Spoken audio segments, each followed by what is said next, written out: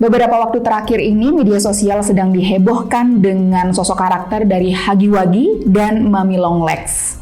Kekhawatiran ini khususnya timbul dari para kalangan orang tua, karena sebenarnya sosok ini adalah sosok kartun begitu, yang kalau dilihat sih seperti kartun biasa pada umumnya. Tapi ternyata ada kengerian yang disimpan di balik sosok karakter ini. Kita akan bahas di What's the Story kali ini.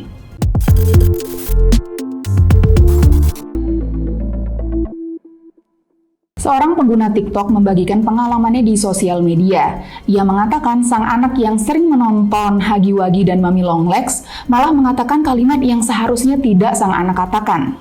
Hal ini berawal dari sang ibu yang mendukung hobi anaknya untuk menonton karakter ini. Saat anaknya meminta untuk menonton karakter ini di YouTube, ibunya sih awalnya memberikan izin dan membolehkan saja gitu anaknya.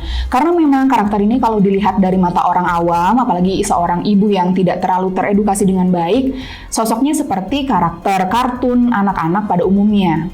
Ngerinya adalah ketika sang anak ngambek, sang anak ini pergi ke dapur dan ingin mengambil pisau sambil berkata, "Aku mau potong tangan Umi." Gimana nggak speechless coba sang ibu? Padahal sang ibu taunya anak ini tuh adalah anak yang penyayang dan lemah lembut gitu. Akhirnya sang anak nggak dibolehin lagi dong nonton video ini sama ibunya. Karena nggak dibolehin, sang anak tuh akhirnya tantrum lama banget. Tapi dibiarin sama sang ibu. Ternyata hal serupa juga terjadi nih di negara tetangga kita, Malaysia. Lebih tepatnya tahun lalu, isu ini ramai banget diperbincangkan. Mereka berkata, anak-anak mereka tuh sering berkata yang nggak karuan gitu deh jadinya. "Anak saya siap cakap, nanti nak tikam Umi dan Abi dengan pisau biar keluar darah banyak-banyak." Netizen yang lain berkata, "Anak saya 4, umur 4 tahun dan pandai cakap pasal bunuh. Bila dengar kata dan mengamuk dan kita marah dia, terus dia kata nanti dia nak bunuh tikam dengan pisau." Kisah lain yang sempat viral di sana diceritakan oleh Mimi Nurul. Ia berkisah anaknya yang suka menonton Hagiwagi, personalitinya jadi berubah nih. Yang awal itu lemah lembut dan ramah begitu, tiba-tiba berubah jadi seringkali marah. Bahkan suatu ketika sang anak ini sempat mengambil gunting dan ingin ditusukkan ke adiknya yang masih kecil. Ngeri banget gak sih? Terus Hagiwagi ini sebenarnya karakter yang seperti apa sih? Terus apa sih kisah di baliknya?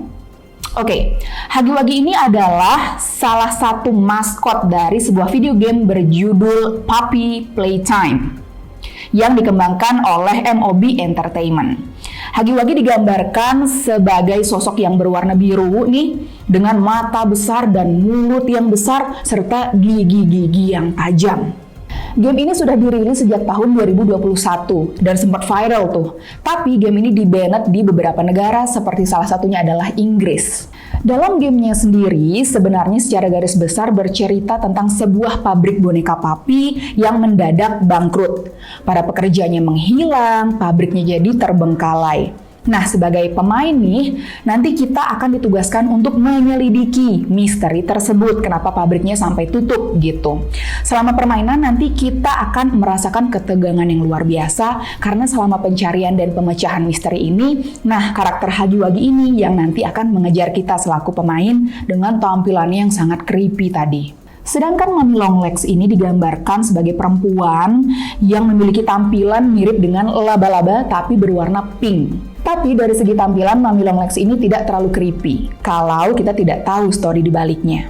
Yes, sebenarnya sudah bisa disimpulkan sih ya, games ini itu bukan games anak-anak karena banyak karakter yang creepy di dalamnya. Apalagi dalam permainan ini dibutuhkan critical thinking, jadi harus dimainkan oleh orang yang cukup umur.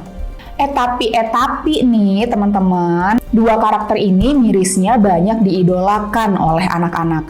Hal ini karena banyak sekali tontonan di YouTube yang menggambarkan dua karakter ini menjadi karakter yang lebih menggemaskan dan suitable bagi anak-anak.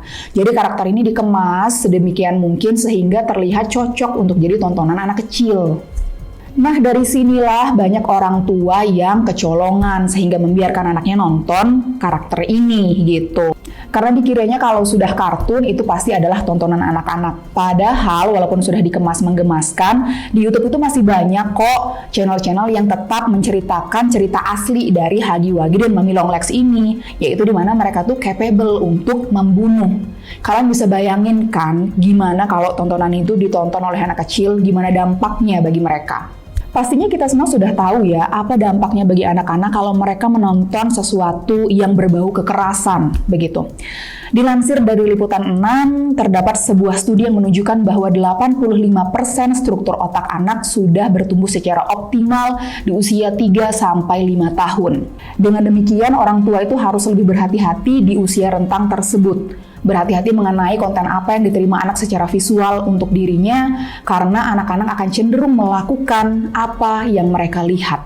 Studi lain juga menyebutkan 78% anak-anak terpengaruh secara psikologis setelah menonton kartun. Dan sebanyak 70% anak-anak mengubah bahasa serta perilaku mereka setelah mereka menonton kartun.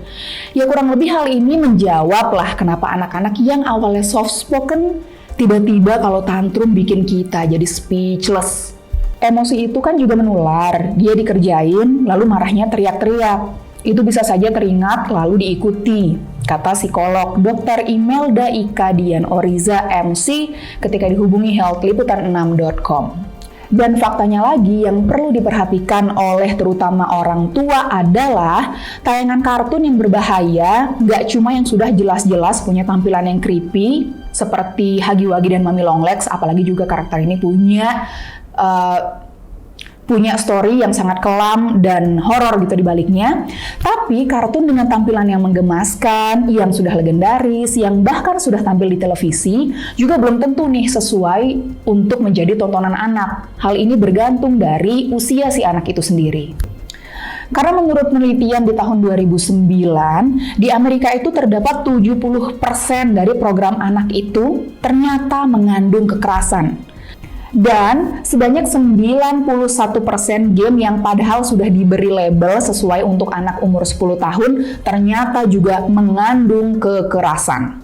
Setinggi itu loh teman-teman.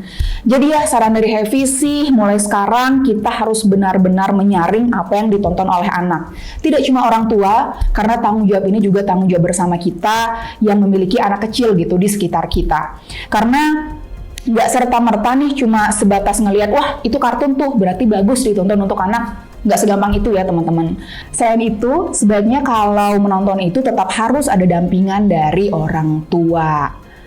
Nah, oke, segitu dulu yang bisa Heavy sampaikan kali ini. Kalau teman-teman pengen Heavy bahas yang lain lagi, silahkan tulis di kolom komentar ya. Oke, segitu dulu. Heavy pamit undur diri. Bye-bye!